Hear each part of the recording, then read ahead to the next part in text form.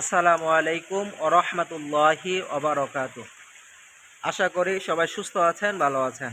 আল্লাহ রাব্বুল আলামিনের অশেষ রহমতে আপনাদের দোয়ায় আজ একটি বিষয় নিয়ে আলোচনা করব। বিষয়টি হচ্ছে আজানের আগে এবং পরে সালাতু সালাম পাঠ করা। প্রথমে আসি আজানের পরে সালাতু সালাম পাঠ করার ব্যাপারে বা হুজুর আকরাম সাল্লাল্লাহু আলাইহি ওয়াসাল্লামের উপর দুরূদ শরীফ পাঠ করার ব্যাপারে।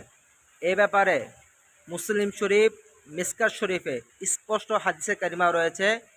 আল্লাহ নবীর বিশিষ্ট সাহাবী হুজুর আকরাম সাল্লাল্লাহু আলাইহি ওয়াসাল্লাম থেকে বর্ণনা করেন যে হুজুর আকরাম সাল্লাল্লাহু আলাইহি ওয়াসাল্লাম ইরশাদ করেন, যখন তোমরা আজান শুনতে পাও তখন মুয়াজ্জিন যে বাক্যগুলো উচ্চারণ করে তোমরাও সেই বাক্যগুলো উচ্চারণ করো, এবং যখন আজান শেষ হবে তখন আমার উপর অর্থাৎ হুজুর আকরাম সাল্লাল্লাহু আলাইহি ওয়াসাল্লামের উপর দুরূদ শরীফ পাঠ করো। এই হাদিসের কারিমাটি স্পষ্ট।